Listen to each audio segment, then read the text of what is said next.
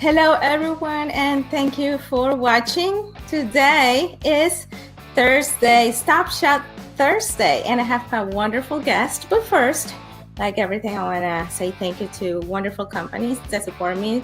First one's Liberty Safe, the #1 manufacturer of gun safes, fire safe, and home safes. Over 2 million gun owners feel the peace of mind of being an owner of a Liberty Safe. Thank you so much for your support. Also, the NSSF, which is the Firearms Industry Association, the National Shooting Sports Foundation, works to promote, preserve, and protect hunting and the shooting sport. So I'm so proud to be sponsored and supported by these companies. I'm sure I make them proud too with all my work, and so happy to be with them. But today we're going to be talking about something super cool, Top Shot, because today is Top Shot Thursday, and I have a wonderful guest, my first guest for this series of videos, and his name is Terry Vaughan. Terry's a speaker, an author, body language consultant, and former British Royal Marine Commando, an elite branch of Her Majesty Royal Navy. He is the creator of the DIRT, Dangerous Individual Recognition Training, personal safety live corporate events, as well as the online DIRT or DIRT personal safety group that has just launched here on Facebook. He has a group on Facebook, so make sure that you watch that. Terry's also the author of the popular book, Not With My Daughter. Not With My Daughter, a dad's guide to screening dates and boyfriends. That's awesome.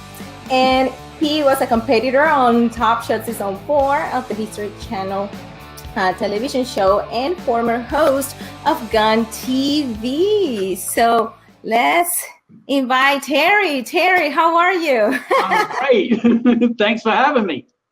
This is so awesome. Oh my God, I haven't seen you in a long time. I don't even know when was the last time we saw each other. Maybe a SHOT Show a couple of years ago. Probably a SHOT Show a few years ago, I think. Yeah, it's been a little while. It is. And I always have those memories, being in the house, competing against each other. Because we That's right. Against each other. So why don't you tell our viewers, how did you decide to apply for Top Shot? I know your story is similar to all of us, but we all have our own little things that make us different on that matter. So why don't you tell us? It wasn't my idea to actually audition for Top Shot in the first place. It was my wife's idea. And it was kind of funny because when she initially brought the topic up, she's like, you should try out for that. I kind of laughed. I'm like, I could embarrass myself anywhere at any moment. Do I really want to do it on national television? But it's good because her thing was, look, you've got this great program on personal safety, and you want to get the word out. So what's better than national television? And I kind of had to agree with her. She's smart enough for the both of us. So that's why I started the process. But honestly, I didn't even believe that I was going to make it. Given the level of the shooters, I thought, listen, I'll put in an application and send the video and do the other things they're asking. But I didn't think I was going to make it. These are world-class, incredible competitive shooters. And I shot on a semi-regular basis, but I wasn't even competing. So I know, and terrified.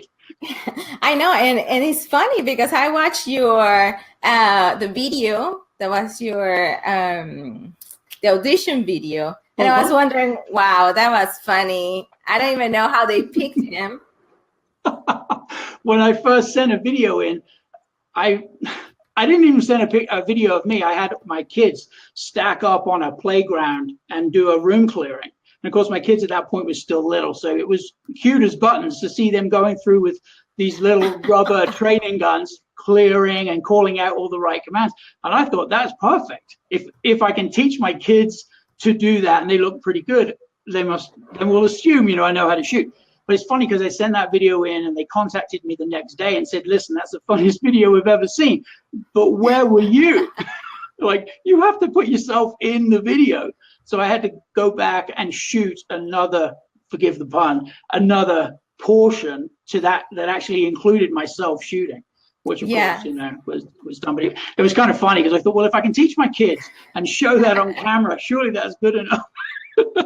So how was what was your exact experience on Top Shot? Because some people, all the time people ask me, how was it being in it? And each one of us, we were there together, but each one of us had our own little experience that make our life either miserable or just fun. So how was it yours? I think personally, I went into the whole experience thinking there's a good chance I'm not going to last but 5 minutes competing against these shooters. So I went into it very relaxed. I just figured every day's a gift. If I get to stay another day, then perfect. But I knew I also wanted to do as well as I could for the shooting. I think what I didn't anticipate, on top of the level of the challenges and how long they went on just because of equipment issues and cameras down and sound, was how much drama the producers were looking for away from the competition. But I have to say that you guys and the blue team, you guys were full of drama. Oh, I wasn't full of drama. I avoided the drama like the plague. In fact, Augie and I spent most of our time hiding out in different corners of the house to avoid all of the melodramatics that were going on. It was fun. And then every time we went for one of those, blessed interviews where you sit down one-on-one, they would say, so who don't you like? Who's your least favorite person? And why don't you like them? And I wouldn't answer any of those questions. And it was funny because they gave up asking me about halfway through my time on the show. They just said, it's not worth it. He's not going to answer. So then we got to focus more on the actual competition, which to me and most of the people that I know who watch the show, it was the competition that they were there to watch, not the drama. The drama was just something I think TV people think has to go along with anything. So I wouldn't answer any of the questions. But there is something that, is going to go in the history of reality show. This is a shooting competition where, guns and everything. But you guys, the blue team, there's something that is called the bandana exchange. Yes, and I'm so glad you get to bring that up.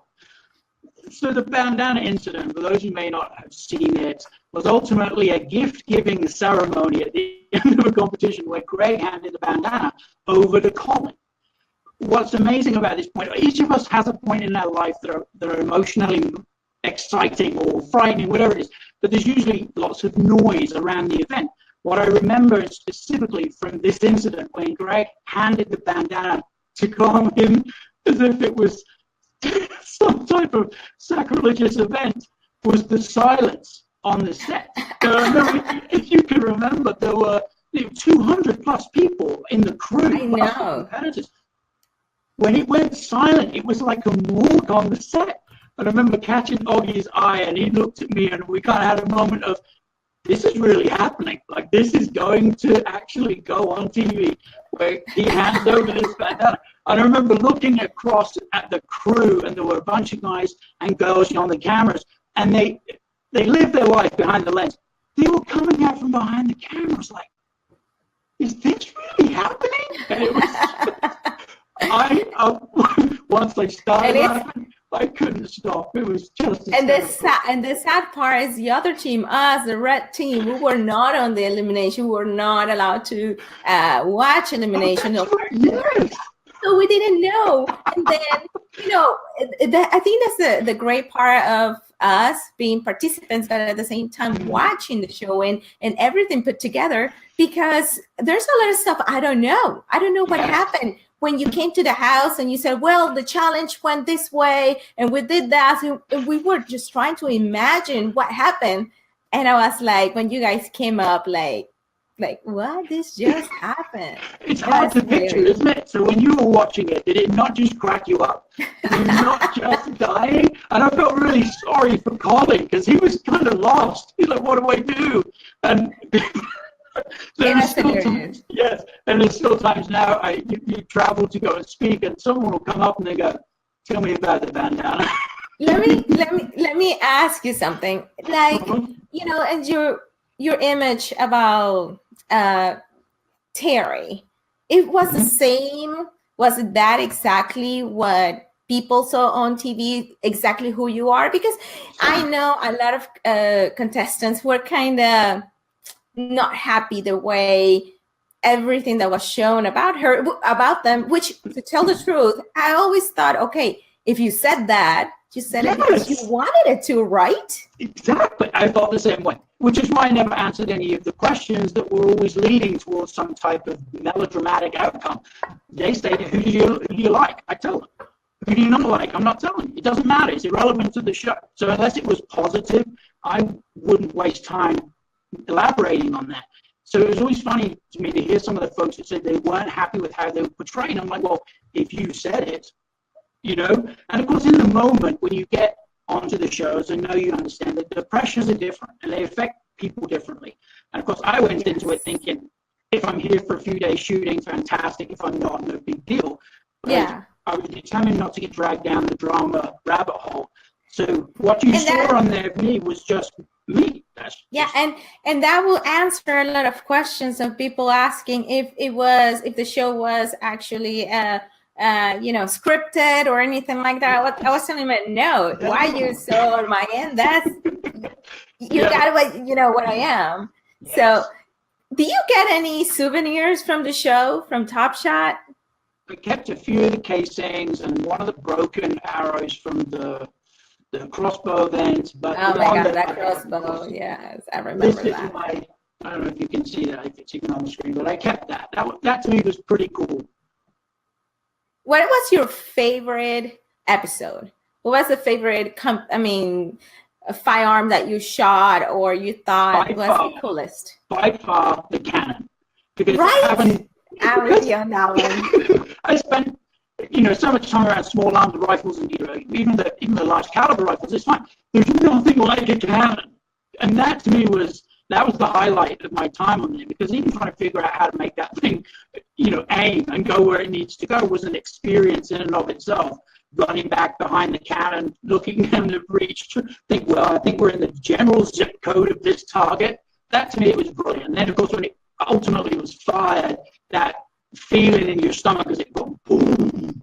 I mean, the closest to me, I'd been near some tanks back when I was in the military, and they were firing, and it was the same feeling, but I wasn't firing them. That was somebody else.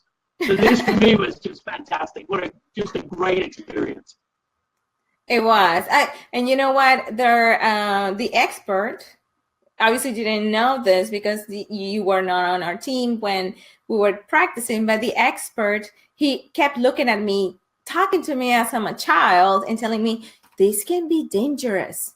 Really? He can, yes. It happens to be that day during practice, I'm wearing like ponytails, like braids, but ponytails. So it doesn't help that I'm petite, I'm younger than I am. No idea, did he? No idea at all. So if you watch, maybe you don't remember, but if you watch that episode, you realize that I am the one who shot every single time except for my shot, because I was like, okay, I'll show you.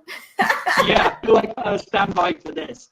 That's pretty funny that he had that impression of you. There were guys on the teams that were more afraid of that thing than you were. It's ridiculous. During the show, we had a brief conversation, and that's when I learned that you were a body language expert. And I was thinking, you are actually playing everybody. That was my first thought. Did that actually help you? Did that actually help you, having that knowledge and kind of seeing what everybody is going to do, or their I wouldn't say their behavior, but probably their personality? Personalities, definitely. The thing is with body language, you're communicating even if you're not talking. So to get maybe 12 hours when no one really knew what I did, to watch and observe everybody there just to get an idea of personality types and attitude and flaws and things like that, it doesn't help in a shooting competition because everybody's skills are different. You don't know what they're bringing to the table. But as far as the ability to look at somebody and say, interesting, and know what that corresponds to or correlates to in terms of personality, of course it was a gold mine. And I deliberately kept it quiet for those first couple of days, just being like, nope, people would ask, what do you do? And I'd say, I'm a speaker. And I'd go down and you sneaky you. I knew it. I knew there was something. And you know what? I knew there was something with you because you would keep yourself like on the corner, on the chair, just watching with that grin in your face. Like, he's just watching everybody. Nice and quiet. And that still holds true today. If I go somewhere and I'm not known or I'm not speaking, I'm in the back of the room and I just get to observe people. And it's true because your body is speaking volumes about you at any given moment. And what it says can either support or contradict what you then say. And those people that we typically as individuals like the most are the ones whose gestures and facial expressions and what they say are all congruent. They all add up to the same thing. Because if you hear one thing but you're seeing something else, you won't like that person. You'll distrust them for whatever reason, even if you don't know necessarily why. Which is why I think the body language is just fascinating. So your life after Top Shot, I mean, you got eliminated, but obviously having that exposure with your background and not only, you also are expert in martial arts, right? You have all the other expertise. Why don't you tell us a little bit about that? I spent a bunch of years after I got out of the military teaching Muay Thai, kickboxing, boxing, edge weapons, armed combat, tactical weapons, a whole plethora of things that all ultimately relate back to keeping yourself safe and in one piece. But it's the body language that I felt, as far as importance goes, kind of took a step forward for me, because after years of teaching people how to fight back, defend, and do it in a variety of different ways, it dawns on everyone at some point. I'm getting a little older now. I'm a little long in the tooth to be rolling around in the mud fighting. So someone's ability to identify a threat and realize what's happening, and the sooner they can do that, obviously the better, then the greater the likelihood they can avoid it in the first place. So I have kind of a unique background in that I know what it's like to scrap. I even got to spar with Shane Carwin, the former UFC MMA heavyweight champion. Oh, he's a beast. He's a beast. But so I have that background, but it's more, for me, I'm like, okay, if you can avoid it, you're always going to be better. Or if you're like us and you carry a defensive firearm or other tools to protect yourself, the sooner and the faster you can identify that threat, the faster you can decide, okay, what am I going to do? Because obviously the more time you have, the more options you have. So is that why you wrote the book? So your daughter and so that even, I mean, you have you have two daughters, right? I do. I have 3 kids. My son's the youngest, and I have 2 girls. My girls are 16 and 14. And I think like any dad, I had that sense of impending doom that they were coming up to dating age and the boys were going to be starting to be of interest. So it was sort of cathartic to write this book about how to decode the boys and figure out if they're good guys or not. And of course, if you're an active participant as dad with your kids, there shouldn't come a time when your daughters bring home a beast, the guy or some guy you don't trust, whatever it may be. They should be making smart choices. But I think one of the things that I realized while I was writing the book was, I knew, my wife and I had this discussion many times when we were planning having kids and all that stuff, that we were both going to be active participants in all areas of their lives. And that included, as dad, answering the hard questions. Yes. Because dads, I mean, they'll wrestle the bear, they'll jump in front of the train to save the kids, but you pin them down and say, okay, your daughter's going to ask you the dreaded sex question at age 13. What are you going to say? They'll do the poltergeist thing where their head spins and they start vomiting. They don't want nothing to do with it.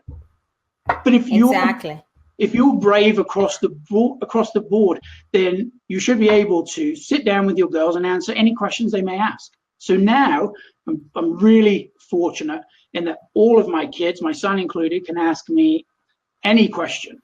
Now, inside, I'm going to be like, because it's awful. But outside, I'm a confident mask of parenting, because you have to make that choice. Yeah, definitely. I'm very curious about your new program. DIRT, is that how you call it? DIRT? Yes, the DIRT Personal Safety Program. So it's Dangerous Individual Recognition Training, the body language of dangerous people. And when I go out and teach it live, there's a large sort of portion of that that's also the psychology behind paying attention and how the brain works, because there are things you're going to miss if you're not aware. Can you give us some tips? Can you give me some examples? I tell you what, okay, your subconscious mind is responsible for more than 90% of the processing of all the things you see in your field of view at any given moment. It's also responsible for all of the actions that you take. If you had to consciously contemplate, I'm looking at X, Y, and Z, this is the shape, color, texture, and all that stuff, your conscious mind would implode within minutes of getting out of bed in the morning. And that's because of my past experiences. Let's say if I got robbed, I'm probably going to look for, that kind of things that would possibly make somebody get robbed. But it will make me avoid to see other stuff, maybe. There are indicators that person is going to show gestures or posture and everything that they'll show before they attack or before the robbery commences. But the signals you've seen are specific to that incident. You need to have the signals that are going to be relevant to all types of different attacks. Right from the moment a guy walks into a store, his firearm's hidden, and he draws it and he starts to rob the store. What are the signals that guy gives off? If you know what you're looking for, he gives himself away before he even comes through the door. You already see it. So it's getting your subconscious and your conscious mind to recognize those signals. And you do that by programming the subconscious, which is an emotional attachment to a specific gesture or signal. So you get excited about those particular gestures or signals. Now you can do the exact same thing with stress, which is what the military does. It's what the police departments do. You can induce some of that yourself through stress, but who wants to learn that way? Most people don't. They rather enjoy what they're learning and do it that way. So that's how I teach this, whether it's live or even in the personal safety group here on Facebook. Yes, that's fantastic. How can people, get into with the group and, getting more involved with everything that you're doing? Because I think it's fantastic. Well, I appreciate that. Well, you can visit my website, which is tvempowers.com. Let me see if I can put that in here. Thank you. So TV empowers.com. Okay. Or you can go to 22s.com/dirt PSG. So that's 22s.com/dirt PSG. And that's where the group is. It's just launched. I'm still trying to find my feet with the whole getting all this tech to work cohesively, but I'm going to win, I promise. Do you have any story that you can share how your program has helped other people? Yes, I had a lady contact me. It's gone back about 6 months now, but she had identified someone who, let's say he was less than an upstanding citizen, and he ended up, by no fault of her own, cutting her up at a four-way stop sign. But she'd already identified him in a car because of one of the signals that I taught her in a group. And she got cut up. The guy jumps out of the car. He's cussing her up a storm about how he's going to kick her ass this 6 ways from Sunday. But in addition to having taken my course with one of the groups, she also carried, as a legal concealed carry holder, a firearm in her car. And she had taken the firearm that she normally kept in her pocketbook and had Velcroed it with one of those kits that goes under the steering column. And she pulled the gun out and put it on top of the dashboard, did one of those little shrugs. He turns around, gets back in his car and leaves. But she saw it coming. She knew what was about to happen because she'd already identified it. Yes, exactly. And that's fantastic. So she was already going through. This is the thing. The earlier you can identify a problem, the sooner you can look at all your options and go, okay, this won't work, this won't work. This is beautiful. And that's the one you go with. And as you and I both know, most firearms in a defensive situation are never fired.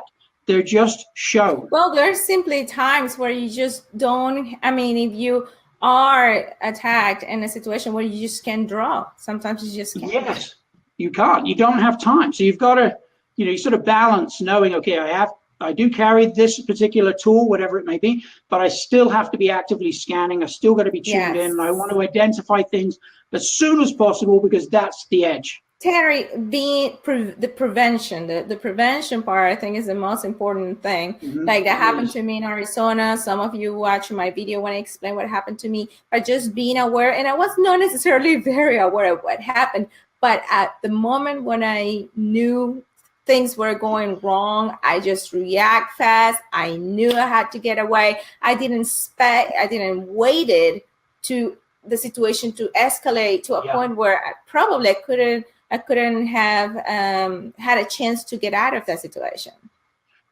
The sooner you can respond, the better, which is where that whole preemptive mindset of knowing what to look for comes into its own.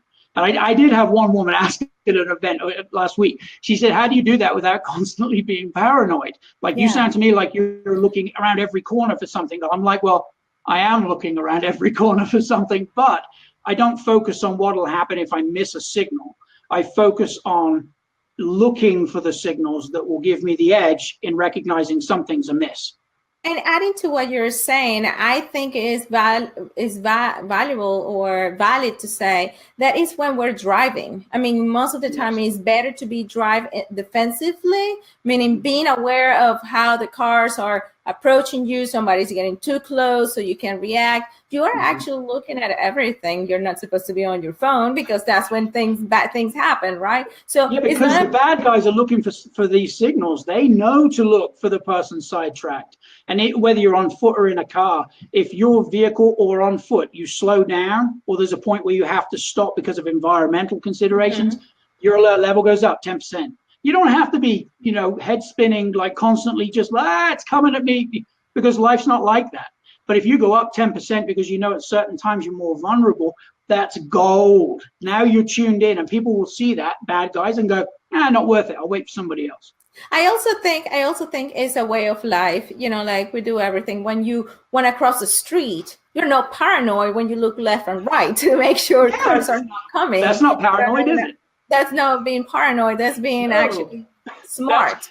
So I think if you think about everything that you do in life, that it will keep you safe, it doesn't hurt to just look around and being aware to certain things. And then it's just you're used to it. It's just you become used to it. And you do, and that's what. And isn't that one of the sometimes the biggest challenges of teaching safety in any capacity? It's realizing that for a few weeks it feels a bit like, wow, there's a lot to remember, but within a few weeks you just fall into a routine, and your routines change, and your subconscious mind is fired up, and it's working behind the scenes. So your subconscious is going to recognize if you're about to step out into the street and there's a fast moving truck, your subconscious is going to tell you, whoa, we got to stop. But if you've got the same responses from your brain about people, you have opened up a world of opportunity to see things coming from a lot further away. Well, all I know is that whenever you are in Texas, or if I'm ever up there in Wyoming, or we're close, I need to go definitely to one of your trainings. It's such fun to talk to you again and talk about Top Shot and all that cool stuff. We're actually running out of time, but if you have questions, guys, for Terry, make sure you make your comments right there. He can answer your questions. Thank you, Terry, for doing this. It was fun. This is my first. You're my first Top Shot, contestant that I interviewed. I hope I set the bar high. Thank you so much for having me. It's been a pleasure. It's so awesome. Well, mwah, a hug for you and your family, okay? Thank you. You take care. See you. You too. Thank you, everybody, for watching. It was fun to talk to Terry. As you guys know, we were together on Top Shot Season 4, different teams. But now, he's doing such a great stuff. Make sure you follow him. Make sure you go to his website and check it out. And as you know, every day I'll try to bring you something new. So keep watching. Next Thursday, I'll have another Top Shot contestant. Bye-bye, guys, and have a wonderful day.